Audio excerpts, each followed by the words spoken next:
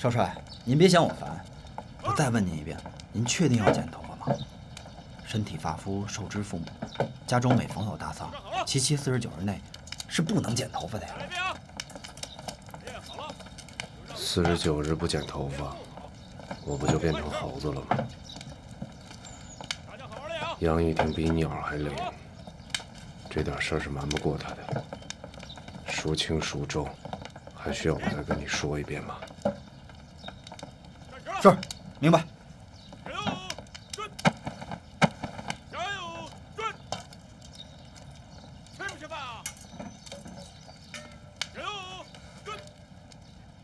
你出生那会儿啊，我还请了专人算了卦。这卦象上说，咱们爷俩是什么今生父子，前世冤家。爸，你能不能不把你的江湖老跟我扯在一块儿啊？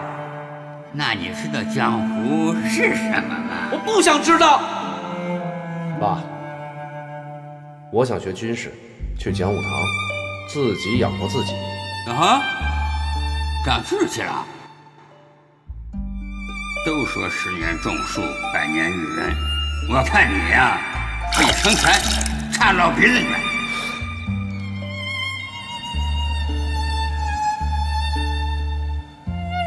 儿子，日后的路得靠你们自己走了啊。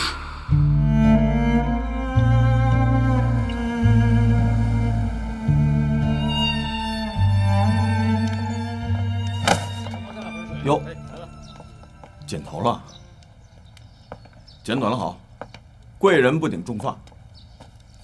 照你这意思，寺院里的和尚一根头发都没有，那岂不是比你我都金贵啊？走了。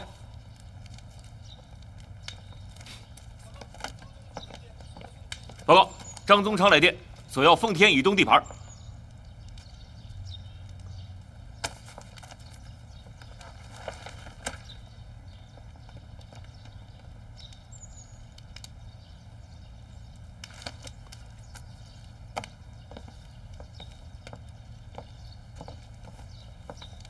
按照老帅临走前的嘱咐，张宗昌所部不得出关，那这件事儿就拜托杨军团长负责了。如果他的部队图谋不轨，搅了他们的线，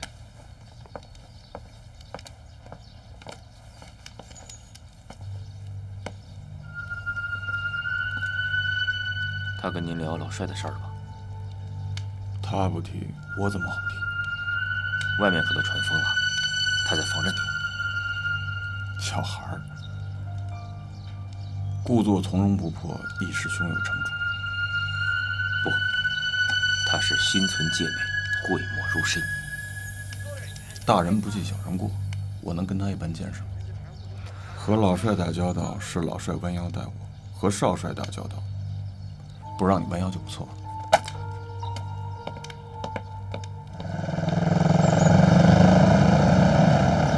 ということは我々騙されたということか。はい、私はそう見てます。ではどうするんだ。ファングートン事件の当日、私は2度探りを入れた。法典だけは動かん。張作霖がいなくなったとしても、我々には疾病する口実がないということだ。さらに悪いことに、内閣は私への出撃の権限を認めないということだ。司令官、おそらく今後日本は次の張作霖時代に注目すべきでしょう。誰が最もふさわしい、彼の継承人なのか、張作僧なのか、楊雨帝なのか、張学霖、一体誰なのか。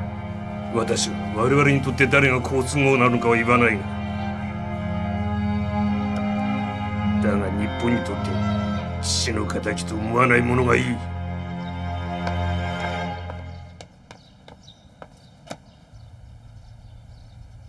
去吧。是。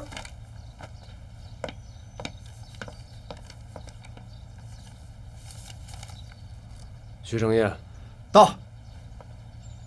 把黄先生叫来。是。黄旅长到。雨婷，那边一上午竟单个浇地呢。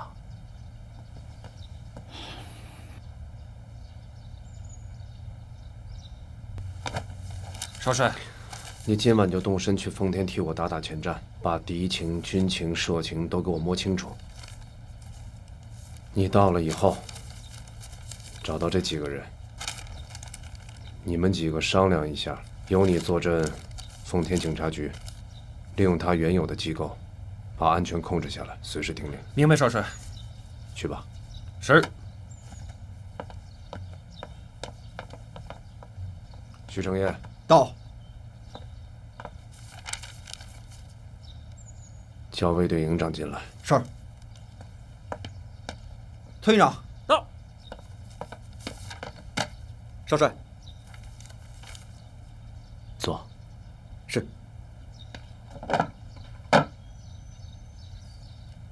知道老帅遇害了吗？不知道。我打算派你护送我回奉天。是。一路要多加小心。告诉全营官兵，任何人打探我的消息，都予以保密。明白，少帅。去吧。是。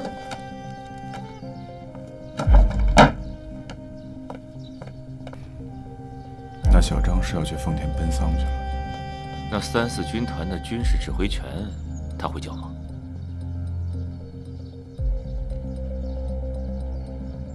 你以为这事儿谁都能胜任呢？只要他还想保住他的3、4军团，渡过这一关，部队只能交给我带。徐成业，到。叫刘明九进来。潘相，啥时候开始信这个了？啊，庙里的师傅说，拿着这个可以静心。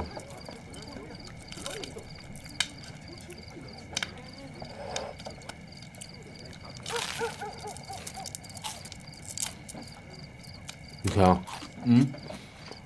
我决定明天就回奉天去了。是该回去了。那些个议员、法团代表，一天到晚吵吵个不停。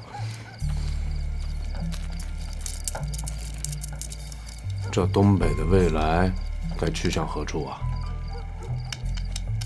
潘强，你终于问这句话了，我还以为你完全就不问不提，不代表没想过。首先要解决2个关系。哪2个？一，如何解决与日本未来的关系；2是如何确定与南京国民政府的关系。那我倒想听听后一个。后一个关系摆在咱们面前呢，有3条路可供选择：一，像南京国民政府希望的那样全面投降； 2，就是像日本关东军一向主张的那样，把东北变成一个自治地区； 3，张宗昌他们鼓吹的那样，借助军事力量继续与南方作战。张宗昌这种可以不考虑，但其他2种支持的大有人在。倪雨婷自己主张哪一条啊？必须尽快结束目前孤立无援的状况，寻找一股可以和日方抗衡的力量。这个力量是选择南京，还是李宗仁、白崇禧这样的地方势力，有待观察。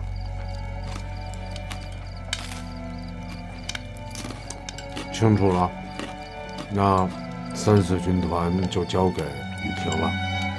我走后，要即刻移驻上海关。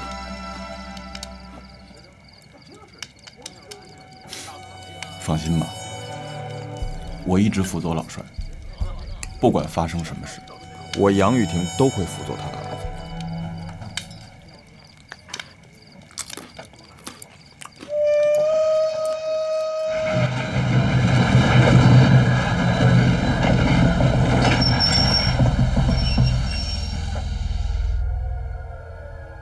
谁是本车的资格指挥官？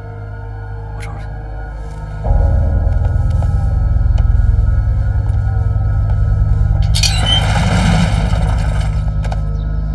少少，本车列车去奉天做什么？能做什么？当然是另有任务了。什么任务？军事任务。什么军事任务？休整呗，才打完仗，还不得洗洗澡、剃剃脑袋、逛逛街啥的。就是。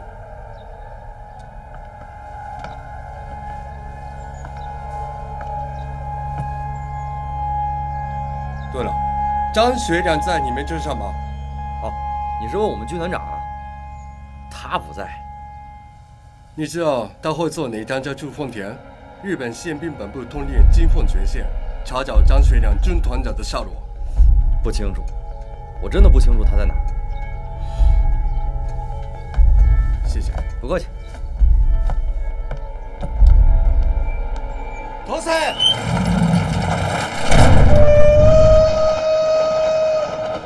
经过3个车站，都在打听我的消息。看来各方面都已经知道你要回丰田的消息，也不知道谁捅出去的。哪有什么不透风的墙啊？过新民了吗？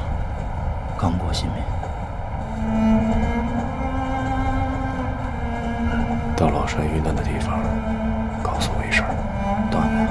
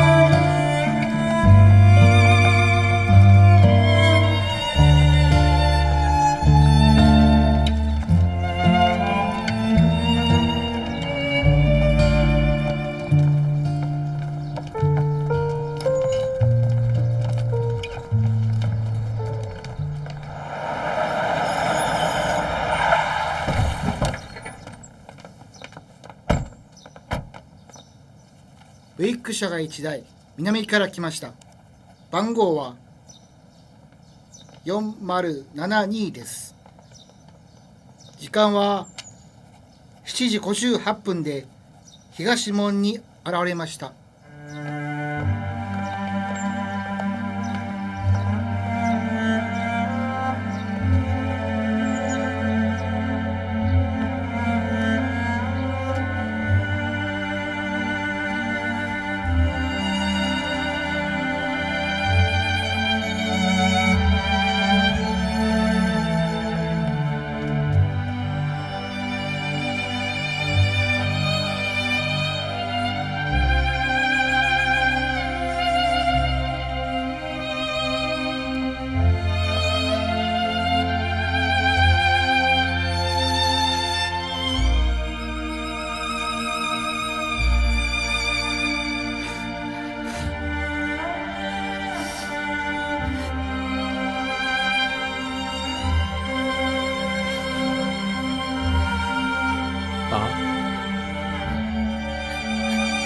刘总回来了，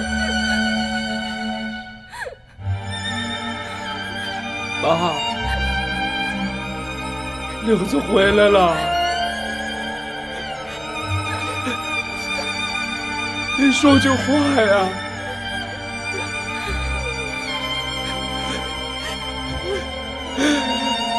刘总回来了。刘子回来了！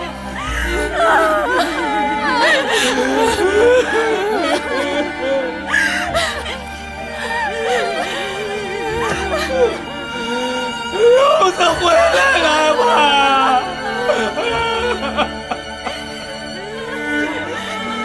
爸！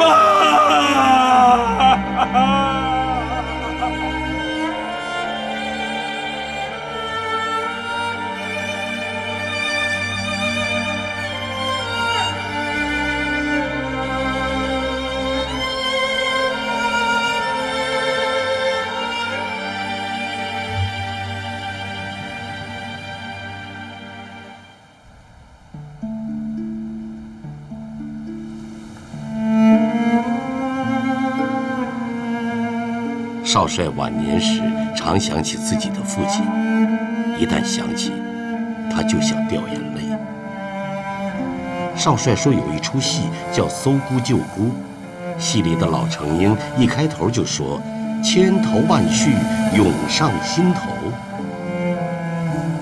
我父亲对我很特别，我俩的关系很特别，所以我说“千头万绪涌上心头”。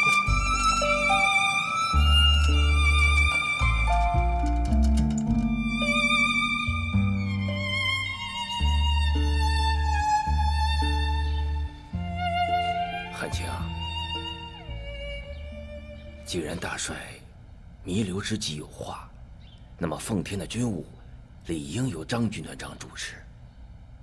我和臧参谋长合计着，起草了一份以大帅的名义颁布的手令，内容您听一听，看是否合适。本上将军现在病重，所有督办奉天军务一职不能兼顾，着派张学良代理，养疾之诏。别念了，汉卿，局面重大而危急，必须有合适的人选来担当，否则都出去吧，让我一个人待会儿。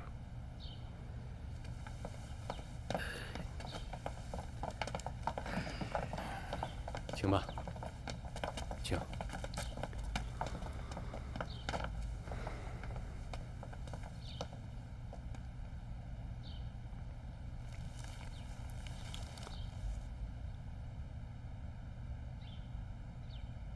程爷，到。把门关上，我想自己待会儿。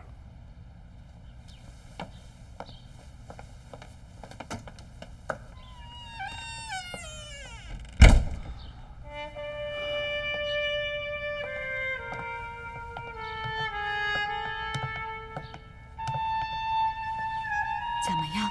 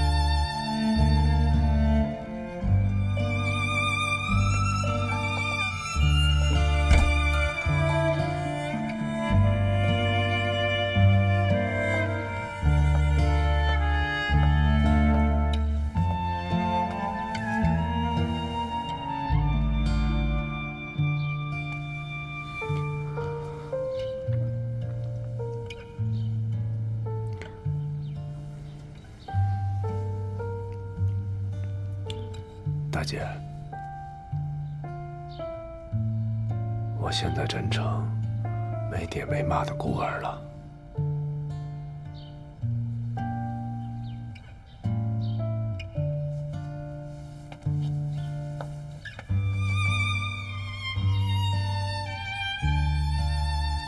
汉卿啊，你是长子，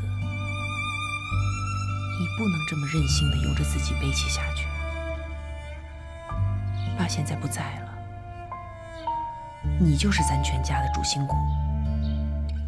整个奉天，乃至整个东三省，都等着你去主持大局。咱爸这几十年的心血，不就是为今天备下的？你有什么好犹豫的？你不能辜负他，你也不能辜负那几位只能依靠你才能度过余生的妈妈们。你更不能让大家觉得你是扶不上去。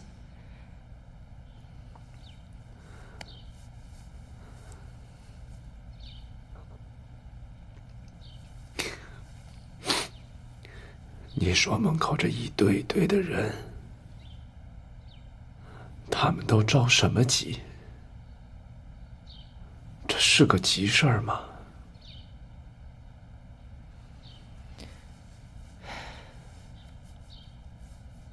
你看你发愁这样，梅雨谦跟咱爸真是太像了。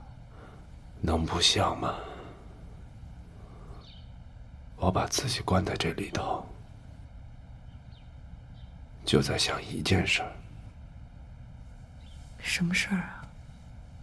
一旦我接受我爸，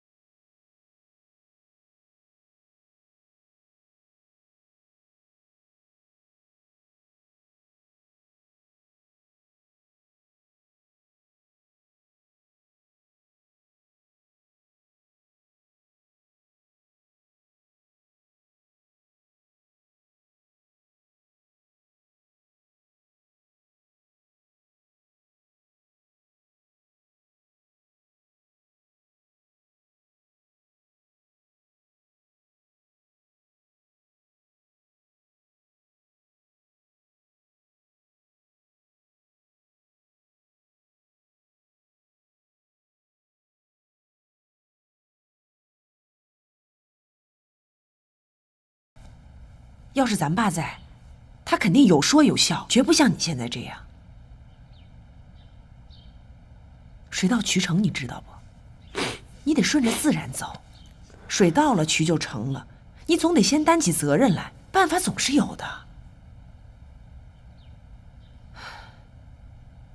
咱爸留下那么多干材，你不用，你就一个人在这儿发愁。啊，你这就不是张作霖，你这是张汉卿。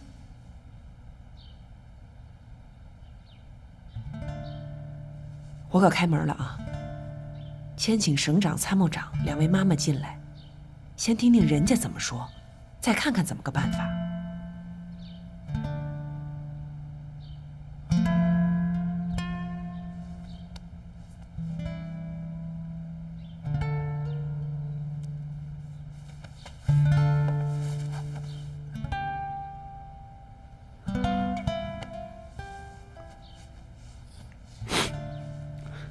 你看你现在这样，你这是咱爸吗？是张作霖吗？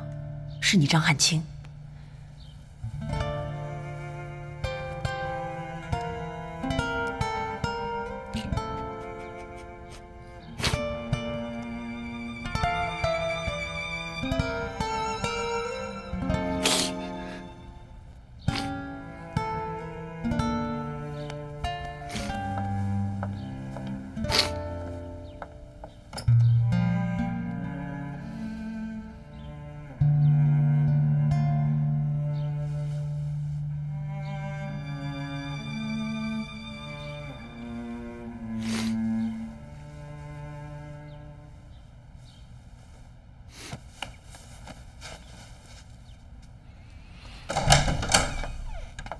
快，张军团长请各位长辈进来议事。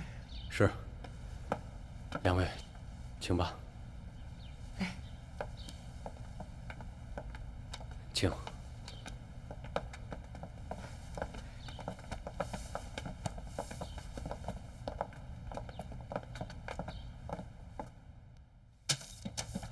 暗奉镇威上将军喜电开，本上将军现在病中，所有督办奉天军务一职不能兼顾，着派张学良代理，养疾支照并转所属一体支照，等因。奉此除分行外，合令该员支照。此令。你听，小张果然拿到了他想要的。哎，你看这签名是大帅本人的吗？张汉卿是虚应历代故事，老帅的签名我比任何人都更加熟悉。那他这是什么意思？能是啥意思？王权如儿戏，历朝历代的继承都一个意思。見ての通りで、今後は奴と交渉せねばならん。張学良はただ法典の軍務監督の任務をしているに過ぎない。満州軍事行政の最高長官ではありません。ということは我々にはもう一人交渉する相手がいるというのか。はい。それは誰だ。用では機会がないわけではありません。しかし可能性が最も大きいのは特防の高い老人張作宗です。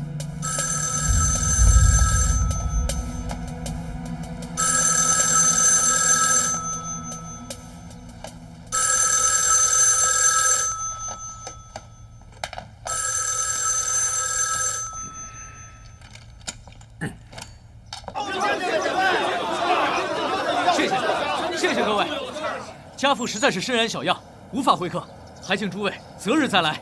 廷书在此给各位鞠躬了。哎，贤侄，你不要走啊，给我带句话也行啊！我真的是有要紧事啊，现在局面连书信都不出。爸，都替您老打发了。他们要干嘛呀？怎么都往咱家跑？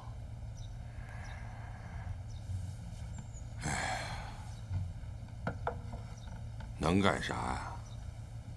都押宝来了。雨婷的死讯一旦公布，继任人选就成为东三省的头等大事了。他们不会是要推您吧？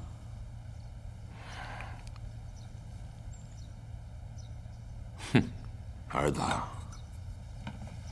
别那么实诚。哎，你爹不过就是一味甘草。调和阴阳用的，什么意思啊？中医不懂啊？无论治啥病，也无论用哪一副药，甘草这东西，添上去无伤大雅，拿下去也可有可无。爸，如果你是中药，那谁是郎中啊？哼，下医治以病治病，上医治未病治病。一眼望过去啊，郎中到处都是啊。可咱东三省，独独缺的是一国之人呐。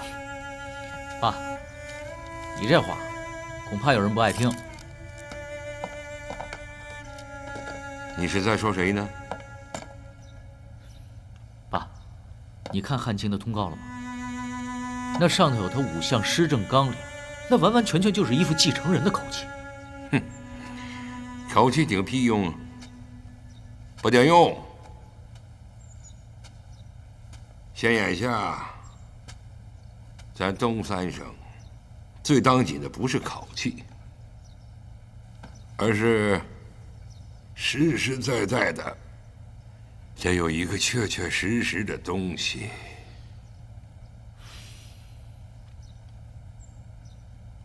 爸，你又来了，又在教训人，摆你这老牌子。哎呀，这咋是摆老牌子呢？没这一条，咱东三省成吗？不成。哪一条？老帅不在了，咱东三省缺的就是下一个众望所归的真正的大脑啊！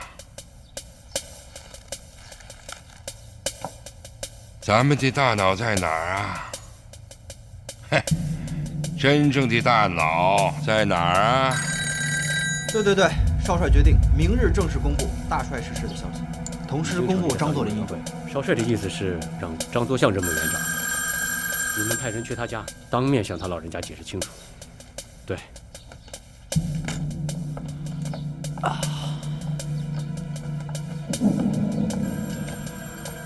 发丧期间，府里还有什么交代的吗？发丧期间，我不露面，也不狩猎。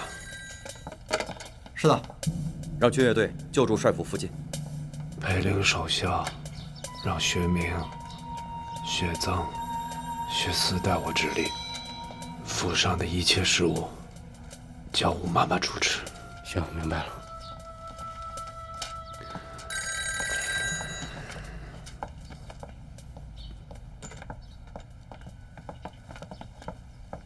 杨军团长请示是否回奉天调研？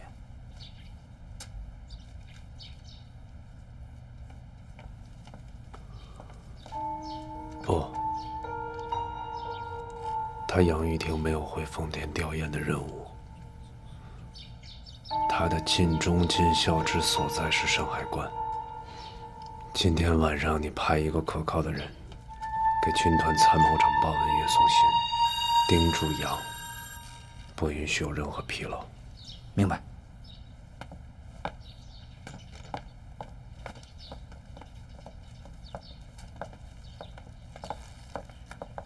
这家里乱糟糟的，到处都是你的人，连换个衣服的地方都没有。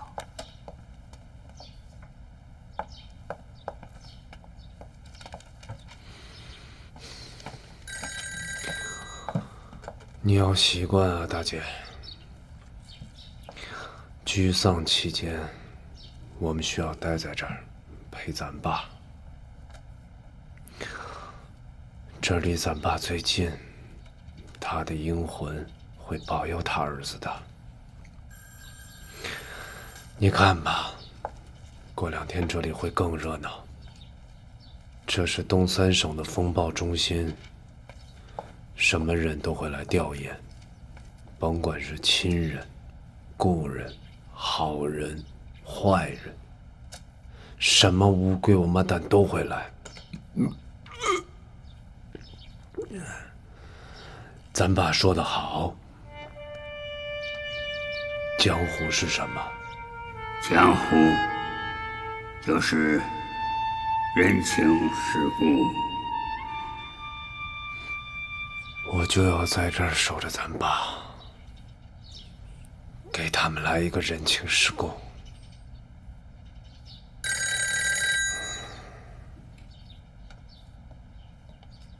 我是明天下午3点发布实时消息。3天后召开东三省军政会议，推荐东三省保安总司令。人选当然是张老所想，其他人没有这资格。不接电话，什么意思呢？电话里不要谈这事，这样的事是在电话里谈的吗？他是你的父辈，你必须当面到他面前跟他老人家谈。这件事你王书桓不要管了，我亲自管。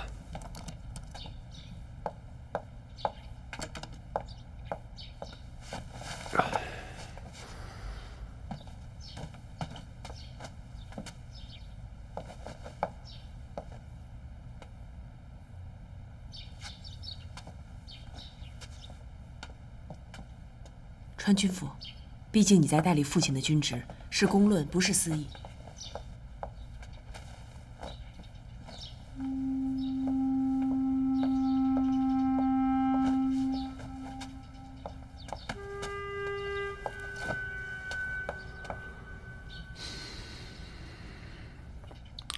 人情世故。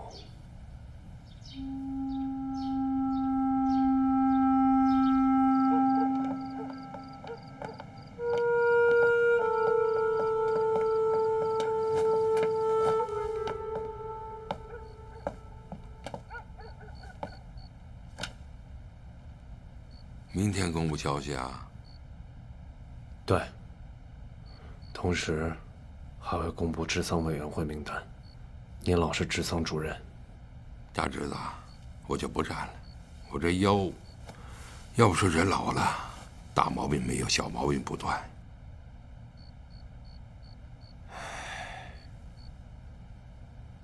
你爹这一辈子不容易啊，不容易啊。是，不容易。哎，老徐，哎，你怎么来了？在里边呢。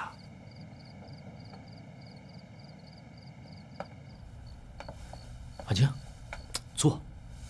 坐下来说你。在别人面前可以，在你父亲这儿，我还是站着吧。我今天是给长官汇报工作来的。那你俩谈，我外面去。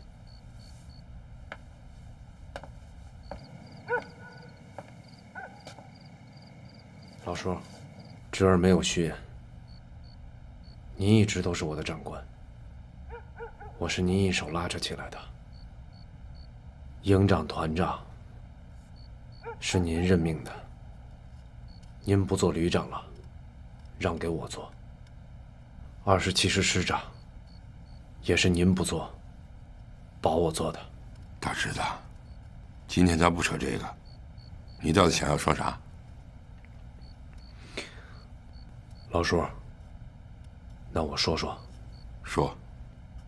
父亲走了，侄儿认为，东北3省，一，该去往何处？应制定大政方向。2，需要稳定内部，安定人心。我觉得，武将当中复制前辈，应予妥善安排。汤玉麟可委任热河都督，张景惠可任哈尔滨特别区行政长官。人事之事我不干预，你自己定。老叔，这万万不可。委任人员这种事情，您不能不闻不问啊。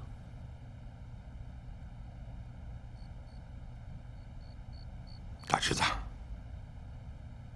咱今天不扯这事儿，咱说点闲话行不？闲话？我昨晚梦见你爹了，还有唐二虎。我们仨人，一人一匹马，一条枪。忽而一群大雁由头顶飞过，你爹人在马上，戴备了一件枪已在手，一只大雁应声而落。唐二虎不服气啊，他左手把银元抛出，右手拔枪，把飞在空中的银元击碎。你想想，这是何等的侠义豪情！那您呢？您发枪了吗？我梦里光顾着拉枪栓了，枪自己怎么也扣不响，一着急就醒了。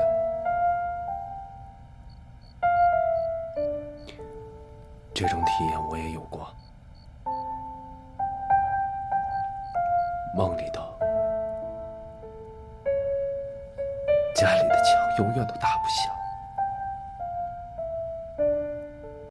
梦醒之后，我一直在想，你家老帅何以能够率我等乌合之众终成劲旅？在那些骑射本领，你家老帅莫不具备。可是你家老帅的领导才能和机运德行，则是我们这些响马都没有的。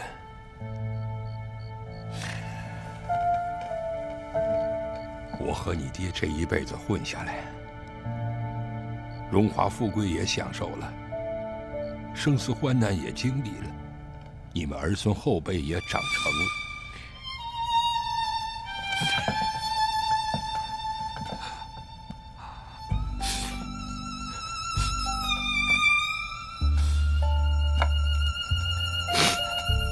和你爹相比呀，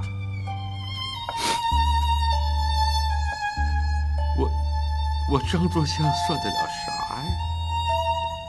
啥都不算。如今你爹不在了，吴二爷也没了，往日那些老底柱，个个垂垂老矣。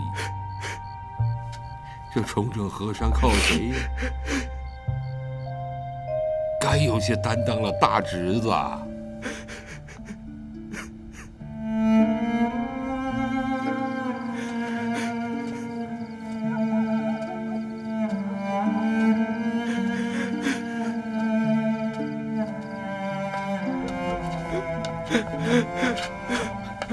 怎么了？怎么了？这是？我爸他骂你了？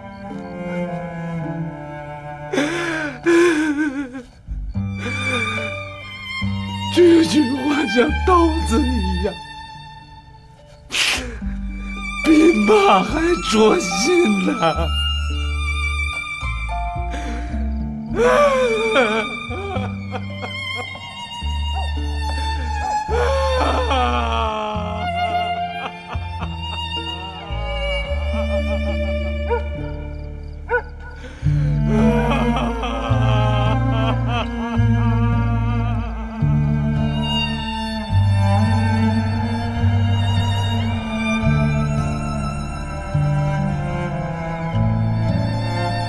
与会各位均已同意恢复东三省保安总司令的名义，并认可该机构为东北最高军事领导机构。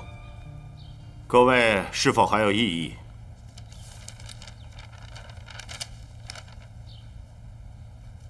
好，那就一致通过。与会各位推举张作相为东三省保安总司令兼吉林保安司令。各位是否有异议？还用举手吗？我看此一职位非辅臣莫属，对吧？可我怎么听外头疯传，有人提名杨玉婷，还捎上了我？这是怎么回事？这不妖言惑众吗？哎呀，那也不是。出议之时确有各种提名，充分讨论之后呢，各方集中推荐张作相为唯一人选。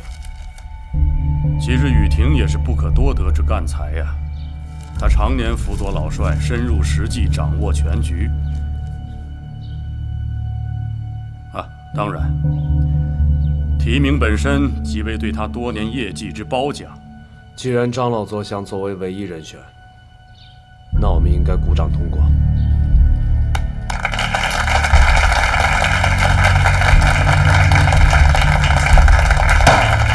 案通过，张作相作为东三省保安总司令。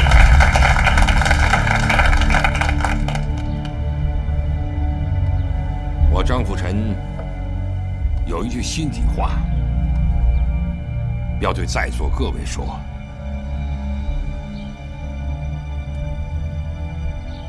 我等就在堂官相庆之时，距离50步之处，大帅一人躺在那寿材里，喉咙处核桃大的血窟窿啊！那西太后的花车多结实啊，被炸得只剩2轮子。你们想想，躲在暗处的仇敌对我大帅那得是多大的仇啊！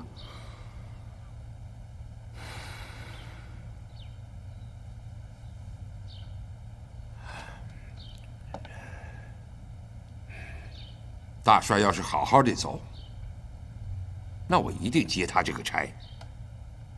可如今他是这个遭遇呀，那我还能接吗？那我就不能接了。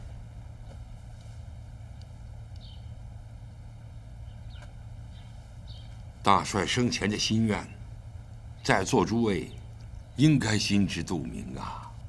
他生前对汉卿的栽培那是呕心沥血呀，对不对？可他如今是这个遭遇呀，死不瞑目嘛，国仇家恨呐。那我们就不能逆服了他老人家的遗愿吗？这个活我就不能接吗？那绝对是让儿子上来，子承父志，凝聚社会，安定人心嘛。你小子是不是怕担责任呢？我告诉你，这位置还就得你来，非你来不可。当然了，汉卿是年轻了一些。是啊，咱大侄子少年英俊，干练有为，就是这年龄有那么一点点儿。你谭玉林没啥意见了？我本来也没什么意见。那你这票就定了。你张景惠还有啥意见没？辅臣话都说到这个份儿了，我也这么想。咱不能忤逆大帅的意思，对不对啊？咱能人走茶凉了，那不能够嘛。那你这票也有了。你们那几个呢？要说汉卿的体力、精神、知识和训练，我看都够格了。汉卿这一路走来，还真不是靠着他老子坐享其成，而是他自己的才干打出来的。是啊，年轻不怕，自古英雄出少年。再说了，还有咱们老家伙辅佐嘛。你们看看，你们看看，这都几票了？这已经是多数了嘛。那个常英怀，你是军阀处长出身，你懂法，你觉得这程序能够再改吗？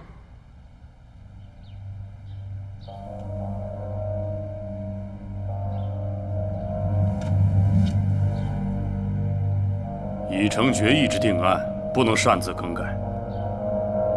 这是东北最高军政联合会议已经决议的定案，享有至上的权威。张总司令，军法如山，您老就不要再节外生枝了。秘书长，那咱们就再表决副司令人选和其他委员人选。好。本秘书长实行表决第3项议案。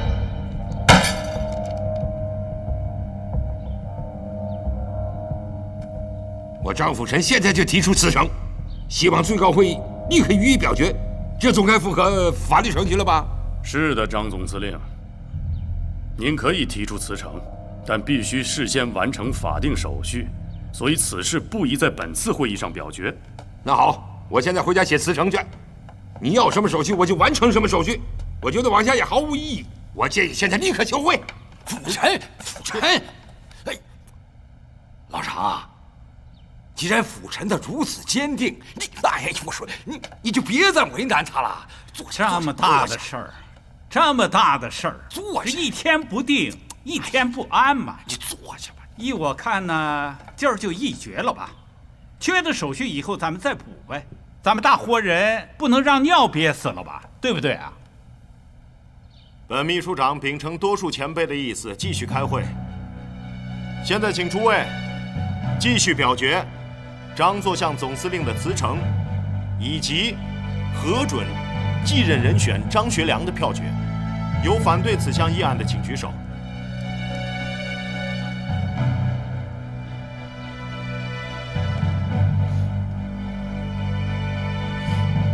赞成此议案的，请举手。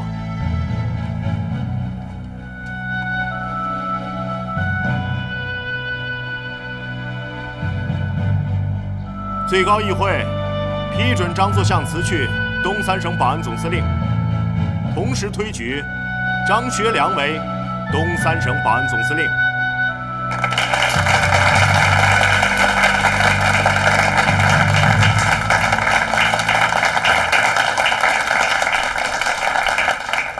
汉卿，你心里不要多想，不要多想。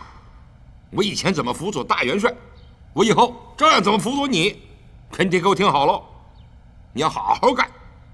你要是不好好干，我到屋里我拎着你的耳朵，我扇你大耳刮子你。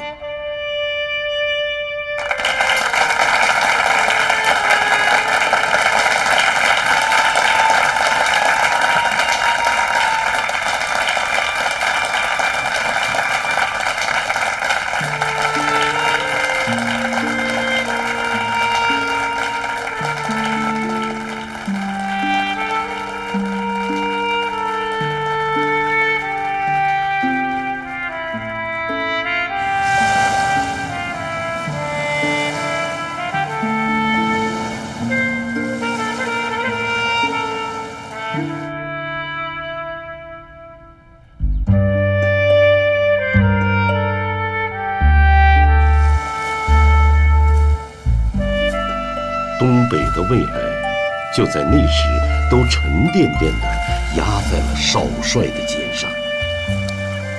那一年，他27岁。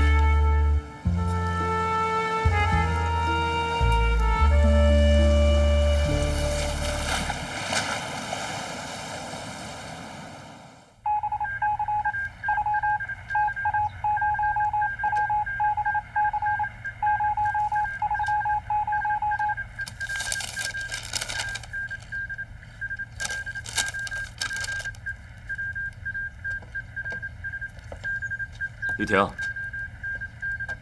张老座相让贤小张了，马上替我起草电报，拥护汉卿接掌东三省最高权力。是。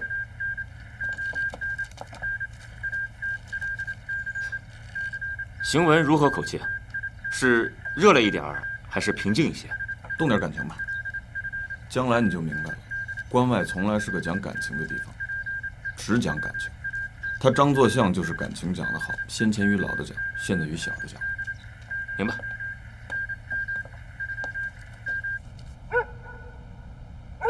少帅到！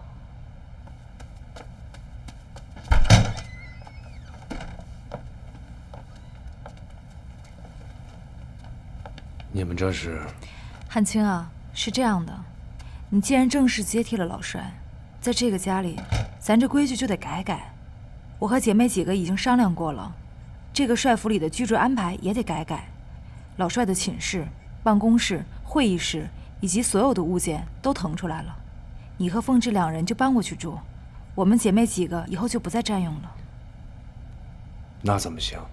你们是长辈。是长辈，也是子民。汉卿，就这么定了啊！这国有国法，家有家规，一切都得按规矩来。行了。咱都回屋吧，走吧。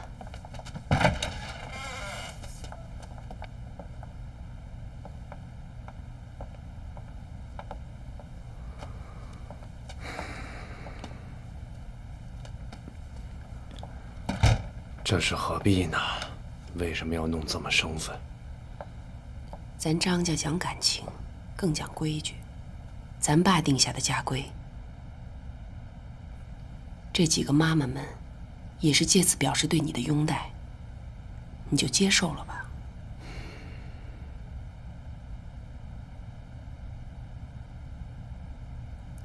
治国你学咱爸，这治家，你不也得多学学他老人家？大家这也是对你们在外头的一种支持。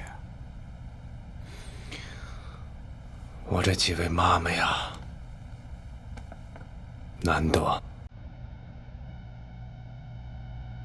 越是大难临头，越是抱团儿。大姐，咱俩可得好好孝敬他们，也不负咱爸对我的重托。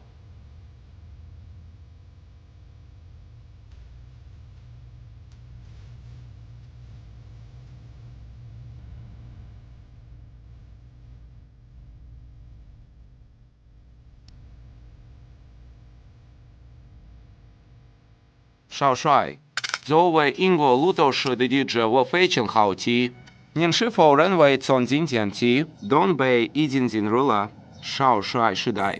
学良不足而立之年，担负如此重大责任，如履薄冰，诚惶诚恐，理当殚精竭虑，服务大众，怎敢妄称什么时代？东北，地域特殊，东北的就是对于整个中国乃至东亚，牵一发而动全身。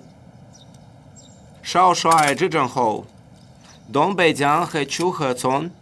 是继续你父亲原来的政策吗？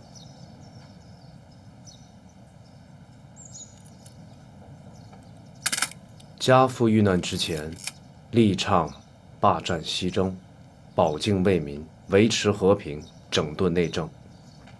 作为后继者，这些大政方略应该继续实行。有南京的国民政府，少帅将如何打交道？如果国民政府愿意在和平的前提下谈判统一，学良将乐观其成。统一？你们愿意谈论统一？这真是一件新鲜事。这倒不算什么新鲜事儿。学良一直都赞成孙文的三民主义，在信仰上，国民政府跟学良很早以前就一致了。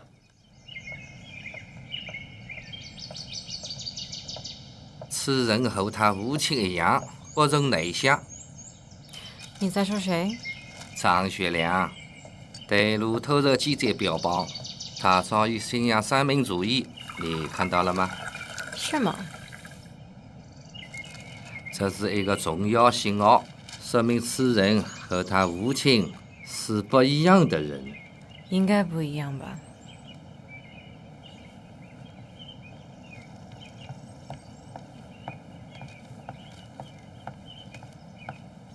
你对李立军说，就说我讲的，他可以放水离了张学良，什么都可以谈，电报谈不方便就派人来谈，问题不方便那就到南京谈。是。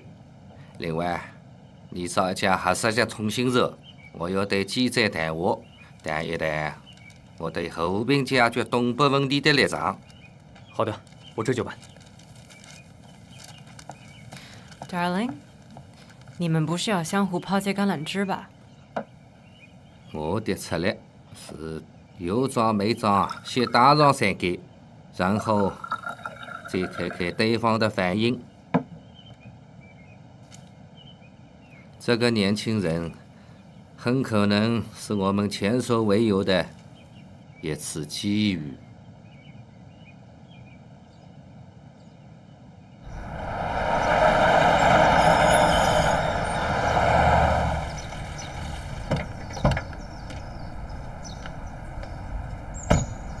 经理，请白川司令长官签到。通知卫队，一会儿调研过程中有任何意外，马上封锁现场。意外？什么意外？什么意外都他妈有可能发生。狗日的杀了你爹还装猫哭耗子，我没他妈那么好欺负。副帅，少帅让我在调研过程中有任何意外，第一时间封锁现场。我觉得有可能是要杀日本人。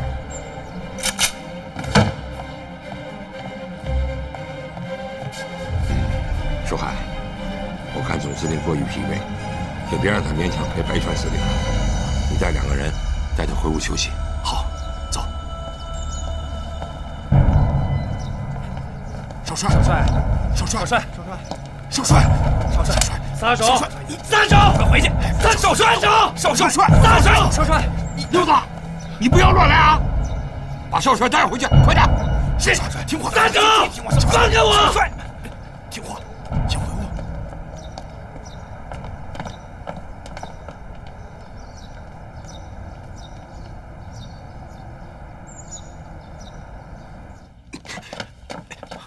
放手！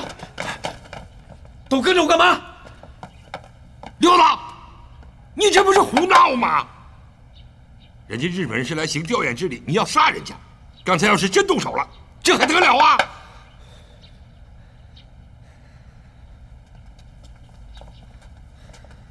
东三省的当家之人，这么冲动任性，那是要出大事儿的。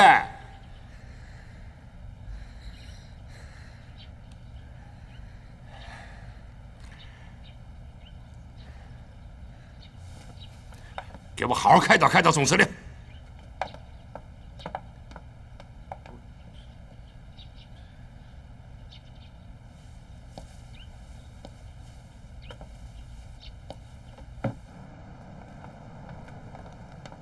我怎么看见大帅临日战中败了蒋中正的环川王烈？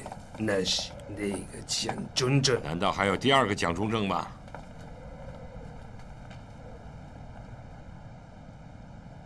敬礼！礼毕！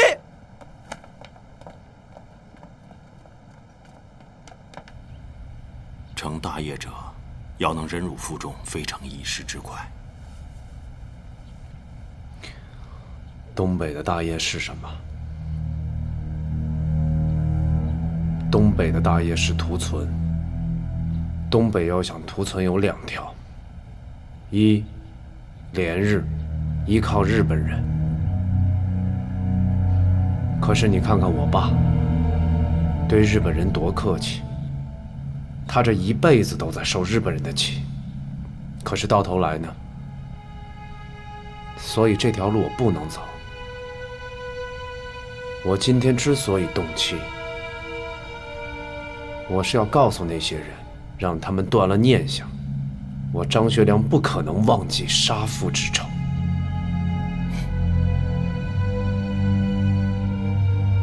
你觉得我在演戏？你是演给张作相看，你不这么演，还真没法说出你的真实想法。你现在是跟他说意志，与南京统一，他能同意吗？他不会同意。老辈儿们太熟了，只要是战败下来，你看着，照例还是这一套。那一套是你爹当年奉旨战败后发明的，你敢不萧规曹随？可那时候是什么情况啊？现在又是什么情况？你张学良受郭松龄的影响太大，反叛。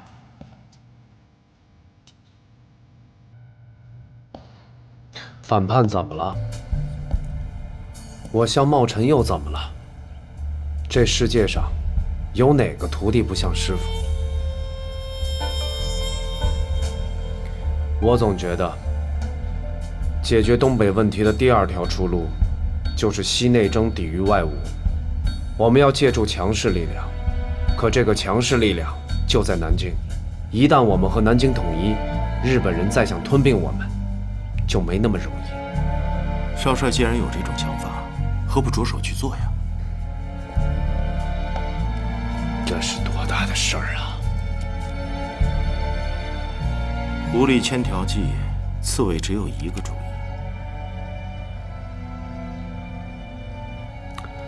你王叔汉和杨雨婷，真是2类人啊！那个人师爷做惯了，虚得多，实得少，经常把你爹给弄晕了。他一下子能拿出10个主意来，让你爹挑。你爹对付他倒是也简单，不当面戳穿他，明摆着10个主意只有1个能用。但等你爹一锤定音，得，可杨雨婷的目的达到了，主帅的面子也保住了，所以你爹用了他10几年，用的那叫舒服啊！我明白了，你王书汉是刺猬，只有一个主意，而且是大主意。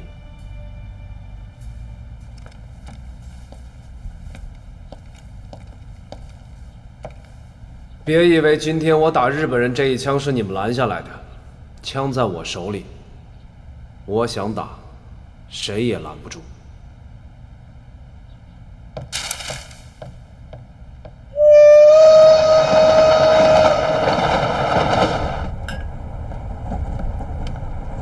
雨婷，听说小张通过王树汉从旁劝架，你任您去黑龙江省做军务督办，有这事吗？树汉前日里电话是对我说起过此事，被我一口回绝了。还真有这事儿？小张啊，是在胡整，也不知道谁给他出的主意。其实这位置不错。不错？啊？哪儿不错？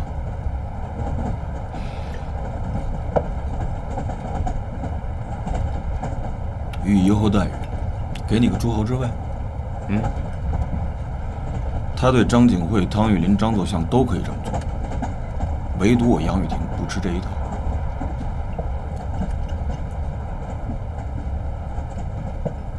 这么多年，东北的哪一项大略方针不是出自我杨某人之手？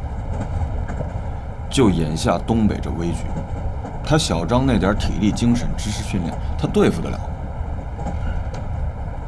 不是我自重。这事儿要离开了我，东北就没人能应付得了我。要不然白崇禧怎么不跑奉天去见他，偏跑滦州来与我会晤？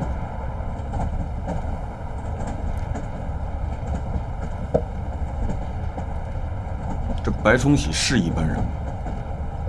一般人能坐镇北京，替老蒋主持军政大计？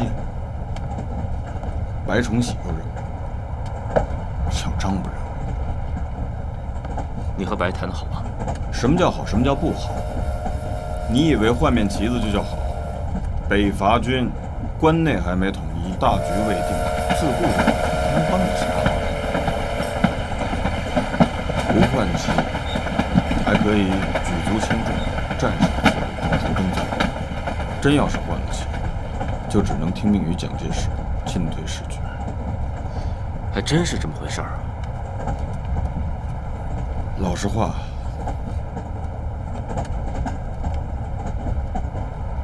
我杨雨婷可以不管这些事，任他小张胡来，可我得管东北的事。我不能明知道他铤而走险，却在一旁袖手旁观。真要是这样，那才是真的对不起东北，对不起死去的老帅。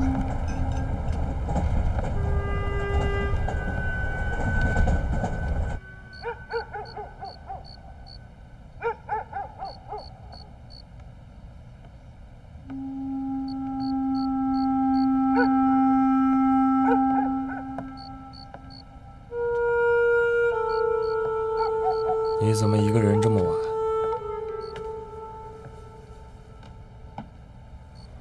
你我现在都是孤儿了。我去过帅府灵堂，你没在。七叔对我们冯家有恩，我们两家上一辈是亲人，你我这辈还是亲人。应该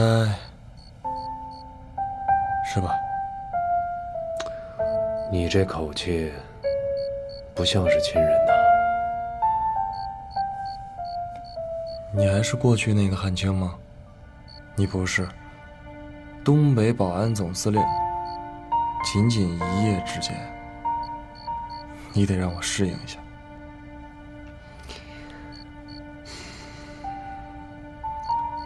你别信那个，他们都把我当小孩子，我心里跟明镜似的。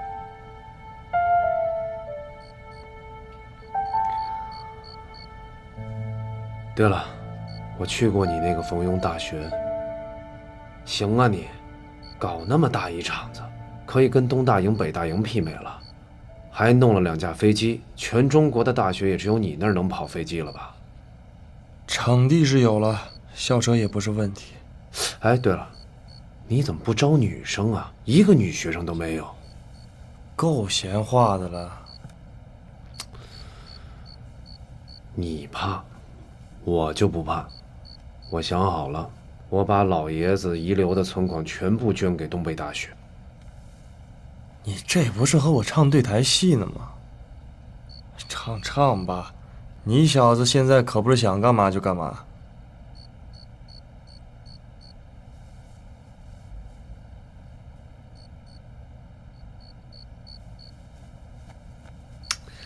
你怎么也这么看我呀？你是不是跟他们一样，都认为我手里还有那个呼风唤雨的阿拉丁神灯，心想事成，要什么有什么？你有吗？有屁呀！要是有，我还至于大晚上跑你这儿来吗？说吧，什么事？我已经决定派王书汉去南京跟蒋介石谈，这几天就动身。哦，这件事儿必然会震撼日本，我们非得12分小心不可。所以一个王书汉肯定不行。我希望你也参加，作为我最贴心的私人代表。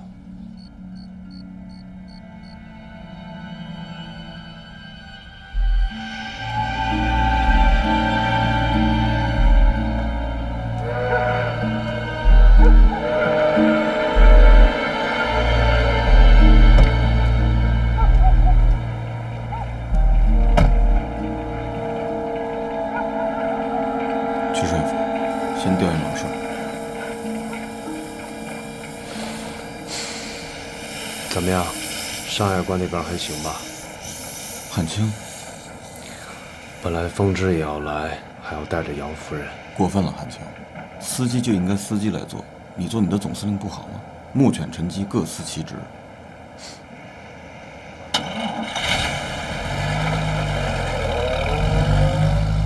这有什么大不了的？一脚油，一把方向的事儿。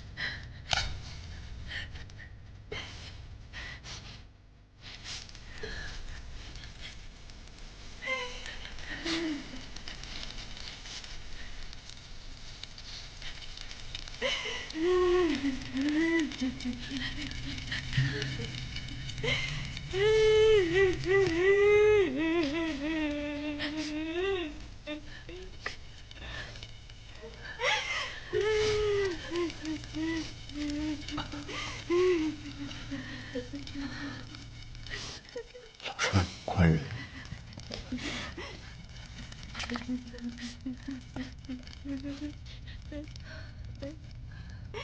我追随他老人家这么多年，他骂进吴俊生、张德祥，从来都是狗血喷头。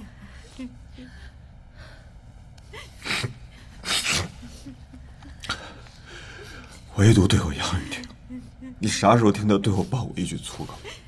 没错，老帅惜才，一个年一个王永将生长。老帅确实未曾骂过一句，都是经世致用之人，老帅稀罕着呢。杨多半年节哀，少帅在书房里等您呢。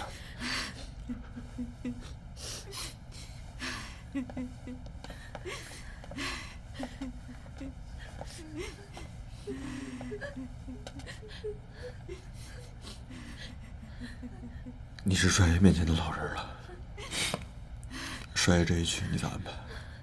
不行，去我那儿吧。我媳妇儿算个什么东西？难为养毒牌还挂在心上，媳妇儿领情了。我说的真心话。要不然去我的兵工厂吧，挂个职领份薪水。你也是少校军衔，按理说呢，应该安置你去3、4军团，可能不行啊。军事用人，人家一手把着呢，我无权安置，也就兵工厂我说了算。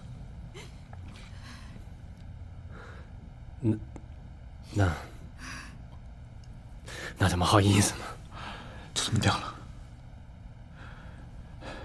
帅的丧事忙完了就去兵工厂啊，给我当参谋主任，2倍薪水。帅面前忙大半辈子了，该想着安置自己了。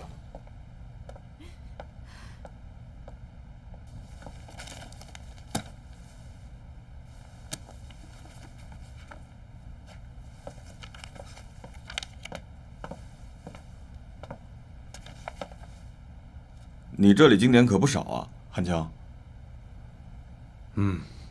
都是早前茂臣给我开的书单，好多都没来得及看。咱们这边坐吧。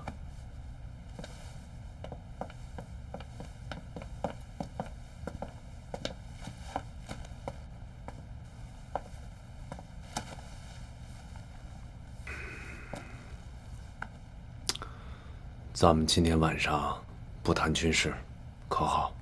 好啊，谈啥都行。我们2个人还算是彼此熟悉。要是没有发生这种变故，恐怕我们俩还搭着伙儿。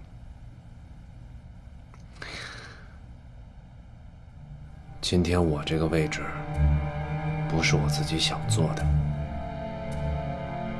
实在是他们选了我，最高会议定的。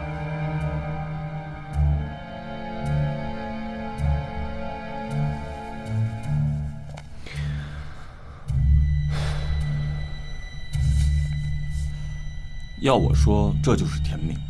天命这东西吧，求之不得，拒之也不成。对，还真是天命。时势造英雄嘛，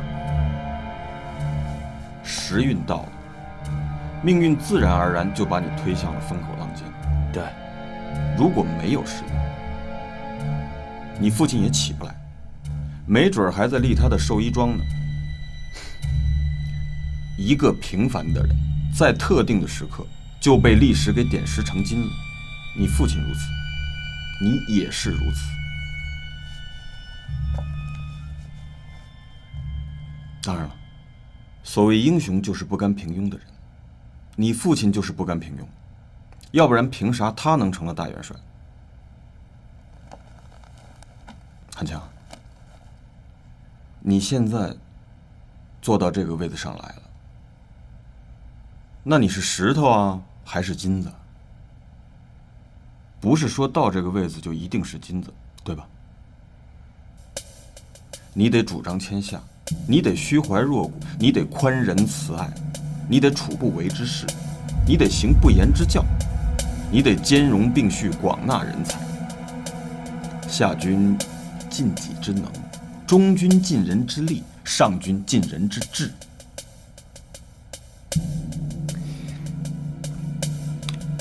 玉婷，你能不能说的具体一点？就是说，这眼下我最疑惑的就是对日关系。对日关系确实是东北问题的命门，为政者万分小心才是。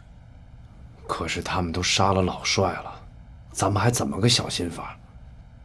汉强，所谓外交呢，其本质就是双方利益的互动。你首先要看清楚，东北这块土地上，双方利益的冲突到底在哪儿？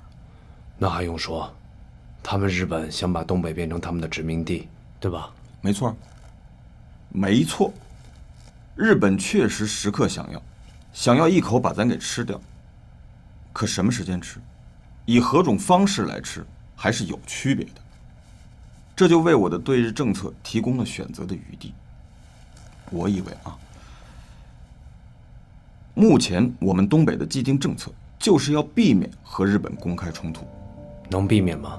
首先，我们不要阻止日本在东北扩大它的经济利益，要让它从创立工厂和扩大企业当中获得好处。他们修建铁路，咱们也不管。他就是要进步吗？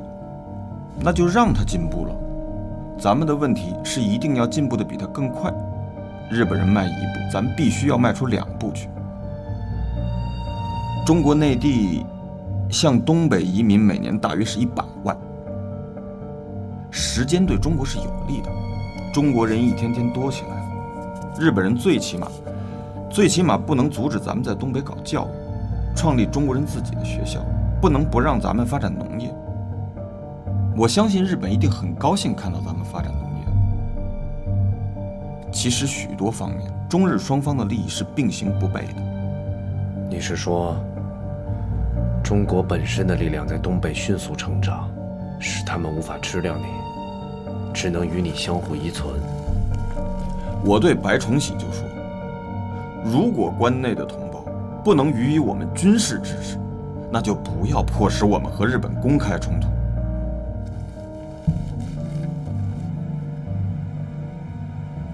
白崇禧也是临时起意，跑到滦县来与我晤谈，我又不能不见，是吧？